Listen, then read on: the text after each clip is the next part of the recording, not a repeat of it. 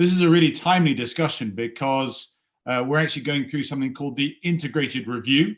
It's the government's opportunity to take stock of who we are in the world, what we should be doing, how we should advance our hard and soft power, our defense posture in response to some of the challenges and opportunities that we see around us. And Paul's started talking about the pandemic. I should say it's just great to be on a Zoom conversation, not talking about free school meals. So I'm having to sort of rejig myself into going back to my comfort zone. But the pandemic has been really quite illuminating to let us appreciate how fragile and perhaps how uncomfortable we are in the world at the moment.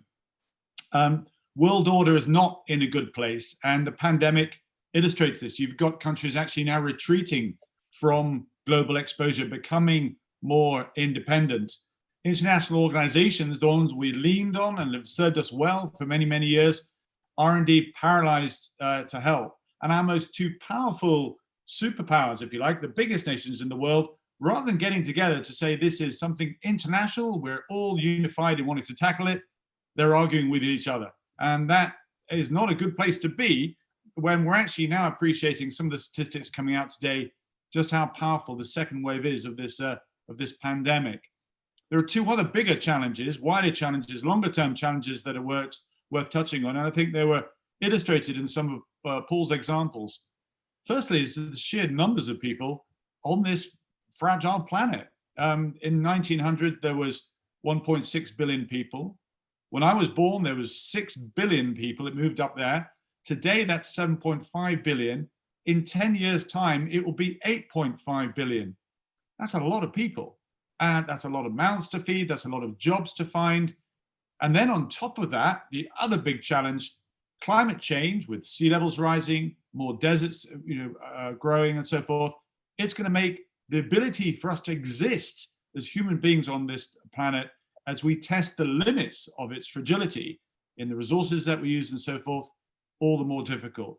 That requires us to cooperate more than we're doing now. And I believe Britain has a role to play. I'll be critical of this, regardless of Chatham House rules. I've said this publicly. My concern in number 10 at the moment is that there isn't the bandwidth to really understand the fact that there is a gap in the market, the Western market particularly, for greater leadership. We have a great track record of what Britain does around the world. We're still waiting to see what happens with the division between the FCO and DFID, but ultimately people look at us and see where we invest our money, where we choose to have programs across the world, and then they follow us as well. So I really do hope that this integrated review, we will up our game, we will reinvest out that commitment to say, let's participate in shaping the world as a force for good.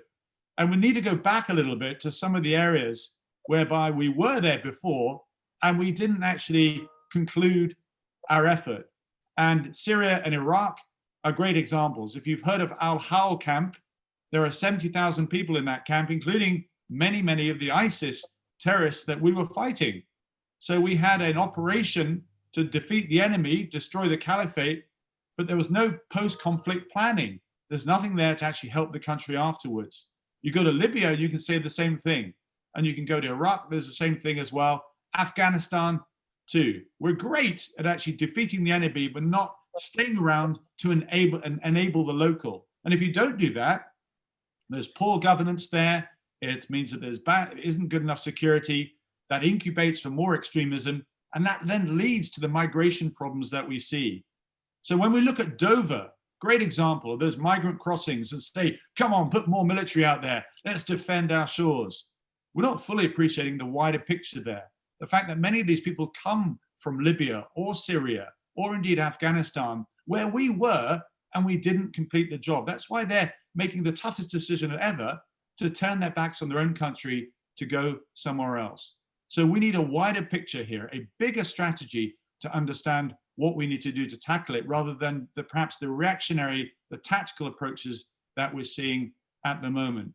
I genuinely believe that Britain can up its game if we choose to, but ultimately that goes to number 10, as I say, to expand its remit, its ability to have an internationalist focus. We're at a deficit at the moment. Whatever your views are on Brexit, there is an interpretation at the moment that Britain has stepped back from interest on the global stage. And for all the reasons that we'll be discussing this evening, it's so imperative that we do our duty, lean on our expertise, on our creativity, on that leadership to provide solutions to some of the challenges that we face today, because the next 10 years are going to get very, very bumpy indeed. Paul, thank you.